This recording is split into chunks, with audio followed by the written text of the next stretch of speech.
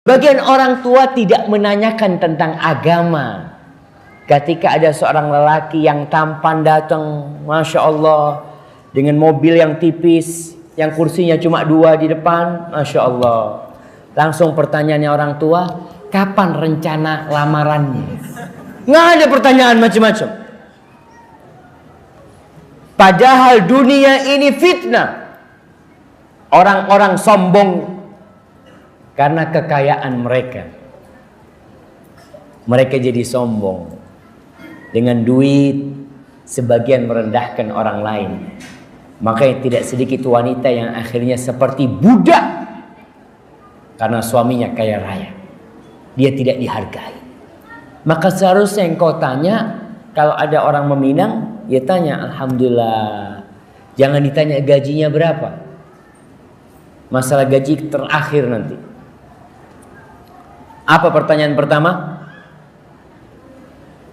Jemaah, kira-kira pertanyaan pertama, Masya Allah, udah berapa juz hafalannya? Aduh, juz yang mana?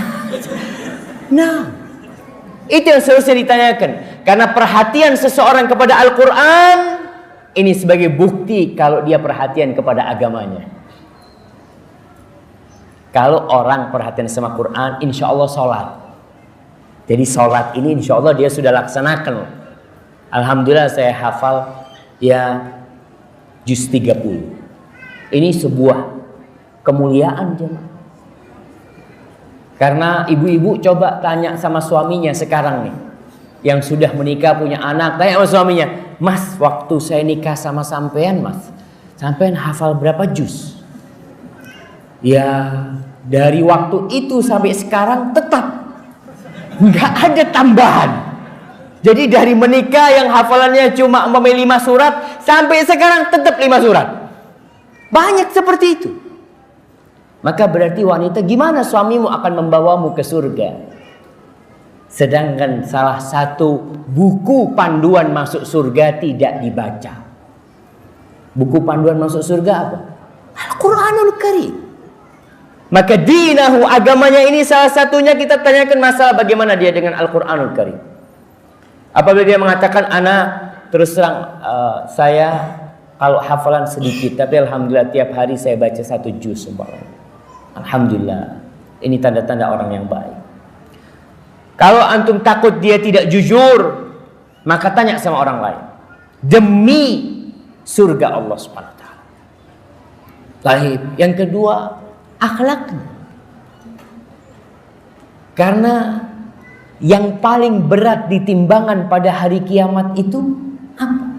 Sedekah, salat, zakat, puasa, haji. Kata Nabi SAW, "Athqalu ma fil mizan husnul khuluq." Yang paling berat di timbangan pada hari kiamat itu adalah akhlak yang mulia. Setelah agama hablum minallahnya baik, nih akhlak yang mulia. Jangan sampai ada orang-orang yang hablum minallahnya baik pada hari kiamat bangkrut gara-gara akhlaknya buruk. Ketika ditimbang sholatnya macam-macam dengan akhlak buruknya, jumplang gara-gara akhlak buruk. Tuh para wanita ingat dengan hadis Nabi SAW tentang seorang wanita yang taqumul lail, sholat malam, puasa sunnah, sedekah, tapi kalau ngomong pedes, suka nyakitin tetangganya. Kata Nabi alaihi salatu wassalam, hiya finnar, ini perempuan di neraka tempatnya. Maka masalah akhlak jangan diremehkan. Maka para wanita tatkala hendak menikah, perhatikan apa yang disabdakan oleh Nabi alaihi salatu wassalam, masalah agama dan masalah akhlak. Wa illa, Nabi alaihi salatu wassalam menjelaskan bahwasanya hidup ini pilihan. Dan kalian pun bebas memilih pasangan hidup kalian. Tapi kalau kalian nggak mau, kata Nabi SAW, takun fitnatun fil ardi wa fasadun arid. Akan terjadi fitnah di muka bumi ini. akan terjadi kekacauan di muka bumi dan akan terjadi kerusakan yang besar sekali. Gara-gara tadi engkau tidak memperhatikan masalah akhlak dan agama. Dan itu pilihan. Para sahabat akhirnya mengatakan, ya Rasulullah, in kana fi. Ya Rasulullah, gimana kalau orang ini tadi secara akhlak Masya Allah mulia, secara agama jangan ditanya, cuma sayangnya ya agak hitam sedikit dia. Mungkin. Atau miskin. Dia sih bagus semuanya, cuma penghasilannya kayaknya tidak cukup untuk menghidupi anak-anak. Allahu Akbar. Allah berpesan, iyakunu fuqara yunihumullah min fadli. Kalau mereka orang yang fakir, mereka orang yang tidak mampu, Allah yang akan mencukupi mereka. Allah, bukan mertuanya, bukan presiden, bukan gubernur, tapi Allah yang akan mencukupinya. Di sini jemaah, Allah Jalla Jalaluh bisa menjadikan tuh menantu yang kaya dalam sehari jatuh miskin. Dan Allah bisa menjadikan menantu yang miskin, tapi karena dia akhlaknya mulia dan agamanya baik, Allah beri kecukupan dia. Siapa yang memberi kecukupan? Rabbul Alamin. Maka para sahabat ketika mengatakan in kana fi, gimana kalau dia secara itu udah baik tapi yang lainnya kurang? Nabi mengatakan, idza ja'akum man tardawna dinahu wa khuluquhu fa'ankihu. Idza ja'akum man tardawna dinahu wa khuluquhu fa'ankihu. Idza ja'akum man tardawna dinahu wa khuluquhu fa'ankihu. 3 kali beliau mengatakan, nikahkan, kawinkan tuh orang. Kawinkan tuh orang. Asalkan sudah cocok sama anaknya. Karena anak perempuan gak boleh dipaksa juga. Anak perempuan ini ya dikasih pilihan juga dia. Nak, kayak gini nih nak. Banyak wanita sekarang ya kesian ya dengan hubungan bebas sekarang. Dengan adanya medsos. Sehingga wanita-wanita itu kebayang suami yang baik itu suami yang perlente. Insya Allah. Yang rambutnya klimis. Yang jamnya ya kalau dibuka sedikit orang langsung tahu harganya. Oh, nah. Kadang-kala seperti itu. Dia lihat sahib-sahibnya, Allah jamaah, banyak wanita-wanita yang hidup merana gara-gara salah milih pasangan hidup. Dan ini juga bermasalah dengan orang tua. Kadang-kala orang tuanya nggak paham agama. Ketika dilihat yang meminang, aduh jenggoten, kata dia, itu orang tua sudah. Aduh nak, kau salah milih calon nak. Ini aliran apa ini? Ini aliran Sungai Brantas. Emangnya aliran sungai gitu. Nah, itu kadangkala si perempuan sudah cocok, sudah nerima, tapi masalahnya di siapa? Di keluarga, di orang tua. Baik. Tadi kita bicara sebelum pernikahan. Kalau ingin dibawa suaminya ke surga, dari sebelum menikah sudah diperhatikan. Yang kedua, ketika pernikahan, maka seorang istri, terus terang banyak orang tua yang mendidik anaknya hanya untuk melayani suami zahirnya saja. Masa si anak dimasukkan SMK, sekolah menengah kejuruan urusan apa istilahnya? Tata boga.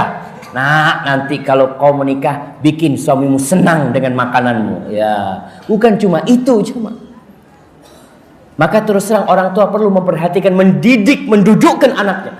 Kalau kita lihat wanita-wanita jahiliyah dulu, sebelum Islam, wanita-wanita yang mulia itu ketika anak perempuannya dipinang, langsung didudukkan sama ibunya. Dijelaskan bagaimana dia menjadi seorang istri. Nah, jangan sampai suamimu kelaparan di rumah. Jangan sampai suamimu mencium aroma yang tidak baik. Jangan sampai semua melihat engkau dalam kondisi yang buruk. Jangan sampai dikasih nasihat semuanya. Sampai katakan, nak, jadilah engkau budak untuk dia. Ini ibu ngajarin anaknya. Jadilah engkau budak untuk suamimu. Suamimu akan jadi budak buat engkau. Dan dia akan jadikan engkau jadi ratu buat dia. Ini di masa jahiliyah. Orang tua perlu menanamkan hal itu. Karena banyak wanita-wanita yang tidak siap. Seakan-akan dia itu enak banget, anak seakan-akan diperbudak. Suaminya ngomong, istriku minta air, ambil sendiri. Karena dia merasa enak banget, anak sebelum menikah bebas, anak disuruh-suruh sekarang. Akhirnya banyak terjadi perceraian. Karena si perempuan gak siap dengan ikatan pernikahan. Maka harus belajar apa hak-hak suami, apa kewajiban-kewajiban dia sebagai seorang istri. Anda tidak akan berbicara dengan bapak-bapak, Anda bicara sama ibu-ibu. Khususnya ibu-ibu, tolong didudukkan anak. Dan ajarkan kepada anaknya sabar nak. Wanita kadang berpikir pernikahan itu semuanya manis. Iya, awalnya doang. Setelah itu akan banyak tanggung jawab. Akan ada gesekan antara suami istri. Kuncinya apa? Sabar. Sabar nak, ibumu dulu sama bapakmu juga sering ribut. Tapi ibu selalu ngalah. Tapi ada ibu-ibu yang mengatakan kepada anak, nak kau jangan mau diatur sama suamimu. Jangan mau. Kau itu harus jadi seperti ibu. Tuh bapakmu sama ibu dipanggil nurut. Masya Allah. Jadi rusak rumah tangga ini. Maka ini kalau ingin dibawa, tolong diajarin anak-anaknya itu. Tentang pelajaran menjadi seorang istri. Bagaimana di dalam Islam, istri yang baik, istri yang mulia. Dan saling mengingatkan. Tidak ada yang sempurna. Suami-suami itu banyak kekurangan. Dan istri juga memiliki kekurangan. Tatkala melihat kekurangan itu, jangan ditebarkan keluar rumah. Cukup engkau yang tahu. Kalau engkau mau cari solusi, datang ke orang yang alim. Dan ini jemaah, para wanita ya. Kalau punya masalah sama suaminya, jangan curhat sama ibunya. Tapi curhat sama mertuanya. Ibu-ibu dengar. Ibu-ibu. Nah, curhat sama mertuanya. Kenapa? Karena kalau dia curhat sama ibunya, ibunya ini sangat pengasih sama dia. Akhirnya sang ibu akan, udahlah kalau suamimu memang kayak gitu nggak bisa dikasih tahu, udahlah kau minta cerai. Tapi kalau sama mertuanya, insya Allah mertua ngasih tahu anaknya enak. Karena anaknya sendiri yang dikasih tahu. Oleh karena itu kuncinya jaga hubungan baik dengan mertua.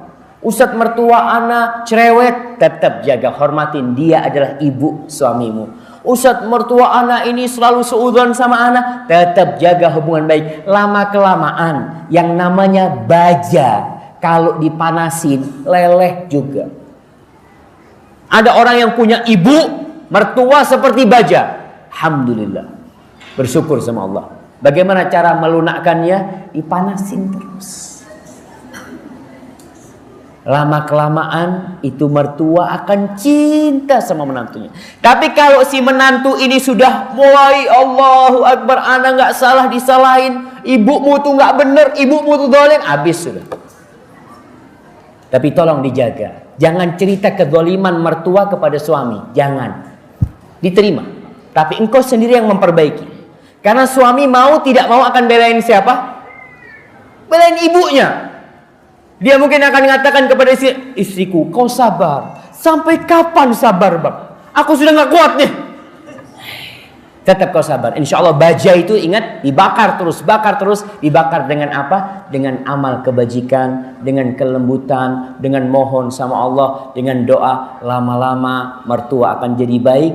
Karena kunci surga suami adalah bapak ibunya. Dan kunci surga seorang istri adalah suaminya. Hadza wallahu